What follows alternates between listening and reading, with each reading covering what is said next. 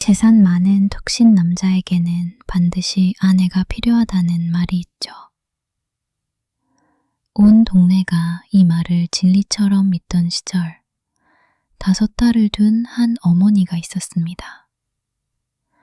이건 첫인상만 보고 사람을 판단한 두 남녀가 서로에 대한 오만과 편견을 하나씩 벗어가며 진짜 서로를 알아가는 이야기예요.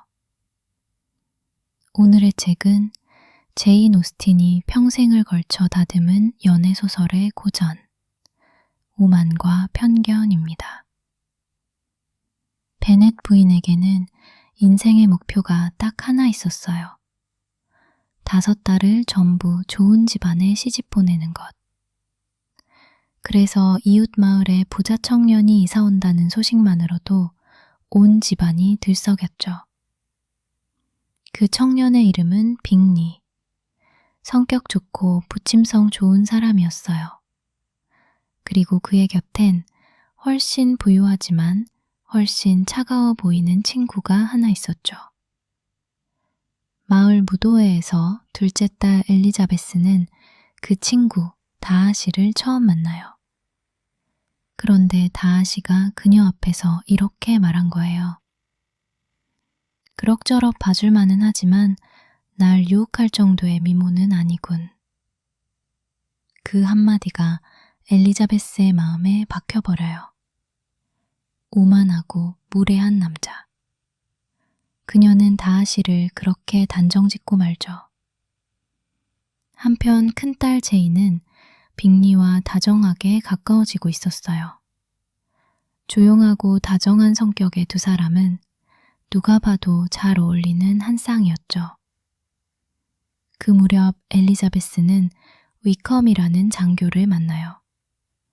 잘생기고 다정한 그는 다하시와 얽힌 자신의 불운한 과거를 슬쩍 들려주죠. 다하시가 자신의 유산을 가로챘다고요. 엘리자베스는 그 말을 곧이곧대로 믿어요. 안 그래도 오만하다 여겼던 다하시가 이제는 비열하기까지 한 사람으로 보이기 시작했죠. 그러던 중 베넷가의 먼 친척인 목사 콜린스 비석 찾아와 엘리자베스에게 청혼을 해요. 재산도 안정도 보장되는 자리였지만 엘리자베스는 단칼에 거절하죠. 대신 엘리자베스의 친구 샬럿이 콜린스와 결혼해요. 사랑이 아니라 안정을 택한 거였죠. 엘리자베스는 그런 친구를 이해하면서도 씁쓸함을 감출 수 없었어요. 그런데 빅리가 갑자기 런던으로 떠나버려요. 제인에게는 아무 설명도 없이요. 사실 그 뒤에는 빅리의 결혼을 막으려는 다하시의 조언이 있었죠. 샬럿을 만나러 로징스 저택에 간 엘리자베스는 그곳에서 다하시와 다시 마주쳐요. 그는 그 저택 안주인 캐서린 영부인의 조카였거든요. 그러던 어느 날 다하시가 갑자기 엘리자베스를 찾아와요. 아무리 애써도 소용없었습니다. 당신을 얼마나 열렬히 사랑하고 존경하는지 이제는 말씀드려야겠습니다. 하지만 엘리자베스는 그 청혼을 단호히 거절해요. 이 세상 마지막 남자라 해도 당신과 결혼할 생각은 없어요. 언니를 갈라놓고 위컴을 파멸시킨 사람이라 믿었으니까요. 다음 날 다하시는 긴 편지를 남기고 떠나요. 그 편지엔 위컴이 사실은 방탕하고 거짓된 사람이었다는 진실과 빅리를 말린 진짜 이유가 담겨 있었죠. 엘리자베스는 그 편지를 몇 번이고 다시 읽어요. 자신이 얼마나 성급하게, 얼마나 오만하게 사람을 판단했는지 그제야 깨닫기 시작했죠. 몇 달 뒤, 엘리자베스는 외삼촌 부부와 여행하다 우연히 다하시의 저택 펜벌리를 방문해요. 그리고 그곳 하인들에게서 전혀 다른 다하시의 모습을 듣게 되죠. 소작인들에게 다정하고 동생을 끔찍이 아끼는 오빠. 엘리자베스가 알던 오만한 남자와는 완전히 다른 사람이었어요. 그런데 하필 그 순간 다하시 본인이 나타나요. 엘리자베스는 당황했지만 다하시는 놀랍도록 정중하고 다정한 태도로 그녀를 맞이했죠.